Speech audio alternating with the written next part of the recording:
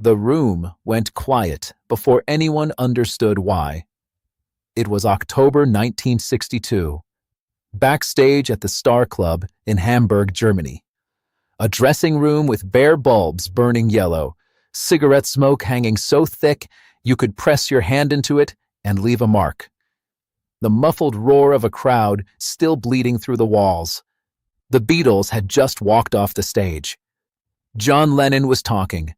Paul McCartney was laughing at something. Ringo Starr was toweling sweat off his neck. And George Harrison, 19 years old, leather jacket, dark eyes, was sitting in the corner with his Gretsch guitar still resting across his knee, fingers moving across the strings so quietly, nobody in the room was paying attention to the sound. That was the last quiet moment of the night, because little Richard Penniman walked through that door like a man who had never once in his life waited for permission to enter a room. And in 1962, he didn't need to. He was the architect, the original, the man whose voice and hands had built the entire house that every young rock and roll musician in that dressing room was living inside. He glanced around. His eyes moved past John, past Paul. They landed on George, on that quiet boy in the corner, and then on the guitar in his lap. And little Richard said it, not as an insult, not as a joke, with the cold, absolute certainty of a man who has spent 15 years being right about everything. I play a run in my set that no guitarist alive can follow. I've had the best session men in America try. Every single one of them failed, and nobody in this room is going to be any different. The room held its breath. George Harrison looked down at his guitar. His fingers adjusted on the fretboard, slowly. And what he did next changed everything. But to understand what happened in that dressing room, and why little Richard's face did something nobody had ever seen it do before, you first have to understand what it cost George Harrison to even be standing in that building. If you've ever been the person nobody saw coming, stay with this one. Subscribe and don't go anywhere. This story is just getting started. George Harold Harrison was born on February 25, 1943, in Wavertree, Liverpool. Fourth child, smallest voice in the house. His father Harold drove buses 6 days a week and came home tired in a way that didn't leave room for much conversation. His mother Louise was different.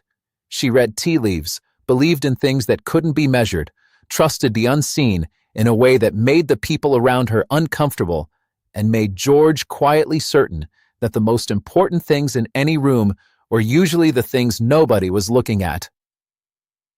The guitar arrived when George was 14, not a gift. He saved for it himself, coin by coin, week by week, until he had enough for a second-hand acoustic that had already lived a hard life before it reached his hands. He didn't take lessons. There were no lessons available in his world. He did something better.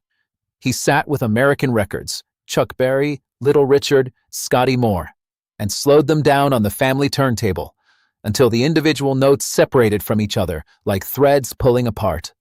Then he found each note with his fingers, one at a time, night after night.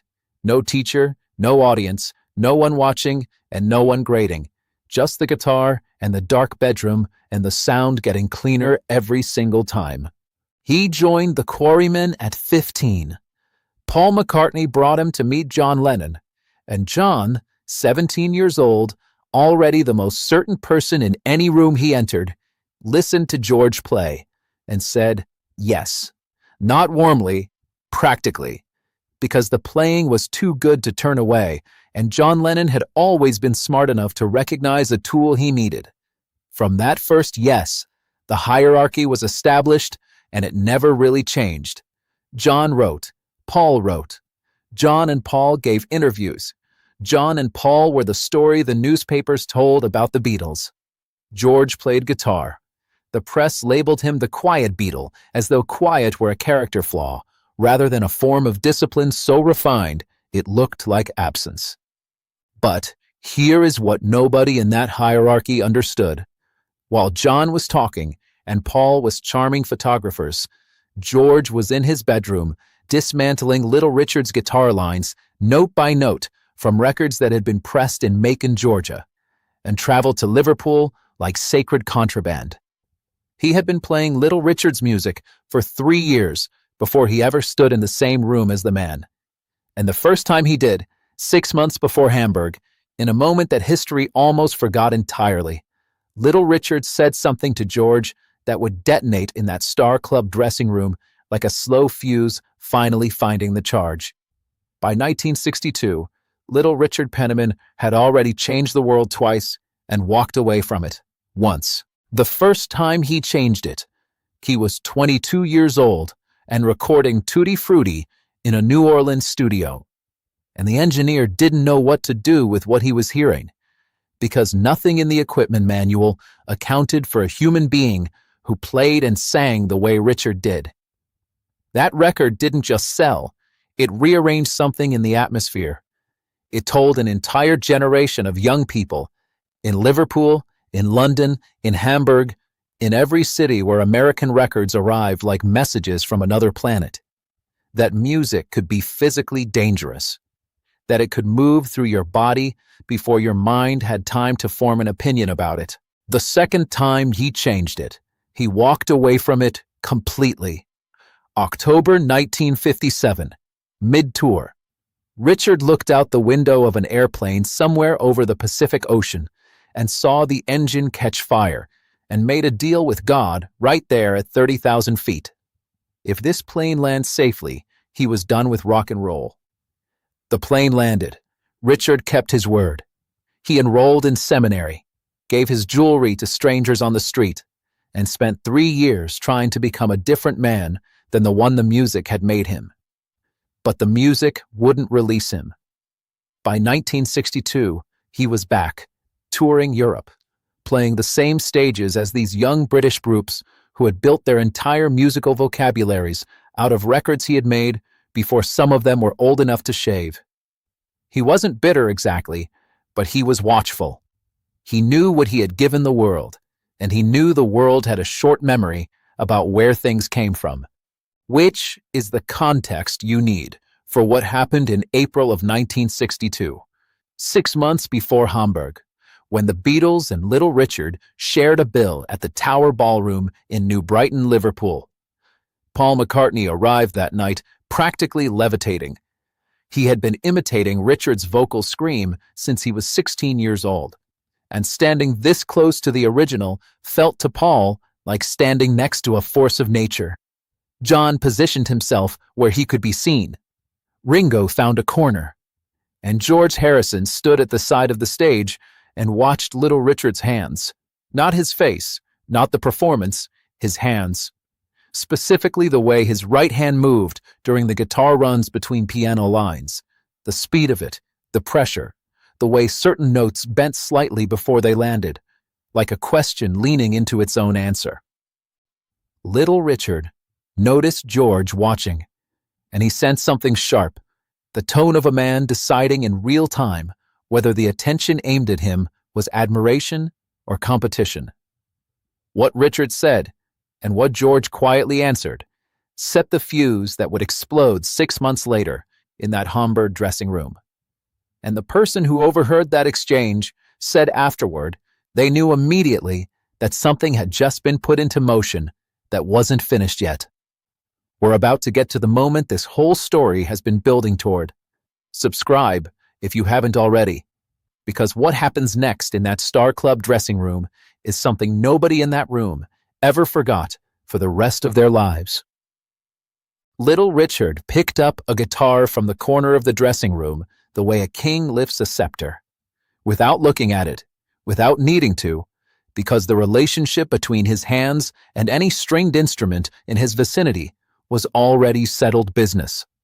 He played the run, a specific guitar line from his live set, a phrase that climbed fast, bent hard on the third note, doubled back on itself in the fifth bar, in a way that felt like it was defying something, like the notes were refusing to land where physics said they should. He played it once, clean, devastating, Then he set the guitar down and looked around the room with the expression of a man who has just proven a point he already knew was proven. John Lennon said nothing. Paul McCartney said nothing. The road manager in the corner said nothing. The challenge was still hanging in the air like the cigarette smoke. Thick, present, going nowhere. And then George Harrison stood up, not dramatically, not with announcement. He simply unfolded from the chair in the corner where he had been sitting quietly for the past 40 minutes, crossed the small room in 3 steps, and picked up the guitar Little Richard had just set down. Nobody moved to stop him. Nobody encouraged him either. The room watched with the particular suspended attention of people who don't yet know they are about to witness something. George looked at the guitar for one moment, just one. His fingers found their position on the fretboard without searching. They knew where they were going because they had been going there for 3 years in a bedroom in Liverpool with nobody watching and nobody keeping score. He took one breath, then he played the run. He played it the way you play something that stopped being difficult so long ago that the difficulty itself has become invisible. The notes came out cleanly, completely, in the exact sequence Little Richard had just demonstrated, including the bend on the 3rd note, including the doubling back in the 5th bar that had defeated session musicians with 30 years of professional experience. He didn't play it carefully. He played it fluently. The way water moves, not because it is trying to move, but because moving is simply what it does. He finished. He lowered the guitar. He did not look up to read the room. The room read itself. John Lennon had stopped mid-sentence and turned. His mouth was not quite closed. John was not a man who was often surprised. He had constructed himself deliberately against surprise. But what lived on his face in that moment was something that didn't have another name. Paul McCartney was already smiling by the 2nd bar, because Paul had heard George playing alone in corridors and empty rooms, and had carried a private suspicion for years that there was something in there the world hadn't been introduced to yet. Ringo Starr leaned forward in his chair, with the slow, certain movement of a man watching something he knows he will describe to people for the rest of his life. And Little Richard sat completely still, which was something nobody in that room had ever seen Little Richard do before. What Little Richard said next, the 4 words he spoke directly to George Harrison in that silent room, nobody who was present ever forgot them. And one of the Beatles would later say those 4 words explained everything about why George became who he became. The 4 words Little Richard spoke were not loud. Nothing about that moment was loud. The whole room had gone so quiet that the crowd noise from the next act, bleeding through the walls, sounded like it was coming from another country entirely.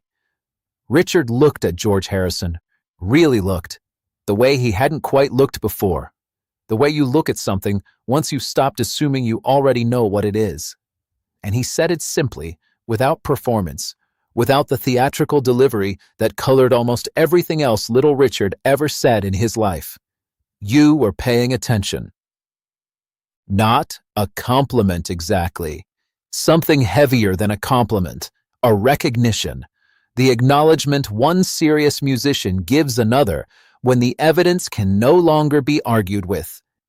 George nodded once, sat back down, put the guitar across his knee, returned to the quiet he had come from as naturally as a river returning to its banks after a flood. He didn't smile, didn't look at John, didn't look at Paul.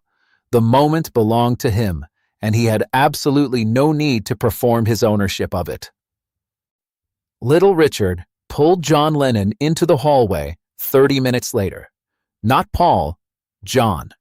Richard had understood instinctively that John was the one who needed to hear this, because John was the one who controlled the architecture of that band, and John was the one whose attention determined what got space and what got pushed to the edges. Richard said it plainly, the way men talk when there's no press in the room and no image to maintain. He told John that the boy with the guitar was the real thing, that Richard had worked with session musicians in New York, in Los Angeles, in New Orleans, professionals who could read any chart put in front of them and execute it without a second take. And George Harrison, at 19 years old, had something most of those men had spent their entire careers failing to develop. He wasn't playing to impress anyone. He was playing because the music required it. Richard looked at John and said, "You need to understand what you have standing next to you." John Lennon walked back into that dressing room and looked at George, who was still sitting in the same corner, fingers still moving quietly across the same strings, completely undisturbed by everything that had just happened, and felt something shift in his understanding. Not dramatically, not immediately, the way tectonic plates move, slow, underground, invisible, until the ground above suddenly looks different. The hierarchy didn't change overnight. George still stood to the side. The press still called him the quiet Beatle. But John started watching him differently, and that changed everything that came after. What George did the morning after that Hamburg night, alone, before anyone else in the band was awake, reveals something about him that no interview, no documentary, and no biography has ever fully captured. And it explains exactly why Little Richard, 20 years later, would say something about George Harrison that stopped a room full of journalists completely cold. If this story is hitting different, share it with someone who's always been underestimated. And subscribe right now, because what's coming in the final sections is the part of George Harrison's story nobody ever tells. George Harrison woke up the morning after Hamburg and did what he always did. He picked up his guitar, not to celebrate, not to replay the moment in his mind and feel good about it, because there was something still unfinished. In the few seconds between Little Richard playing that run and George playing it back, George had heard something in Richard's version that his own version hadn't fully captured. A slight hesitation in the bend on the fourth note, almost imperceptible. The kind of micro detail that existed below the threshold of what most ears could even register. George's ears registered it, and it bothered him the way an unlocked door bothers a careful man. He worked on it for 2 hours before the band's next rehearsal. Nobody knew he did this. Nobody was there to see it. That is the whole story. That is the entire explanation for everything George Harrison ever became. Because the musician who would eventually write Something, a song that Frank Sinatra called the greatest love song of the last 50 years, and chose to close his concerts with for the final decade of his career, was already completely present in that Hamburg dressing room. The musician who would study Indian classical music at the feet of Ravi Shankar, who would organize the concert for Bangladesh before benefit concerts were a thing the music industry knew how to process, who would build a solo catalog so deep and serious that critics spent 2 full decades catching up to what he had already finished saying. That man was sitting in a corner with a guitar nobody was listening to. He didn't need them to listen. He already knew what was in his hands. Little Richard Penniman knew it too, after that October night in Hamburg, and he never stopped saying it to anyone who would hear. But the final thing Little Richard said about George Harrison, said publicly, on record, less than a year before his own death, is the part of this story that will stay with you longest. Subscribe if this story has moved you, because the ending, what Little Richard said about George in his final years, is something every person who has ever been overlooked needs to hear. Little Richard Penniman died on May 9th, 2020. He was 87 years old. In the final years of his life, when journalists came to ask about his legacy, about the music he had made, and the world he had built, and the debt that world still owed him, he kept returning to the same name. Not Elvis, not the Beatles as a whole, not Mick Jagger, not Keith Richards, not any of the names the history books had placed above his in the story of rock and roll's journey from America to the world. He said it in a 2012 interview with the quiet certainty of a man who had been carrying a truth long enough that it no longer needed decoration. He said George was the only Beatle who truly understood where the music came from. Not intellectually, not academically, in his hands. In the hours he had spent alone with records nobody was watching him listen to, finding notes nobody had asked him to find, mastering runs that the world hadn't yet told him he was supposed to be incapable of. That boy, Little Richard said, was never trying to impress anybody. He was just trying to get it right. George Harrison died on November 29, 2001. He was 58 years old. He never told the story of that Hamburg dressing room publicly. He never needed to. The guitar told it.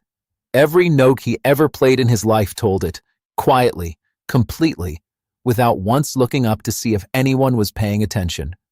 Some people spend their whole lives waiting to be seen. George Harrison spent his becoming impossible to ignore.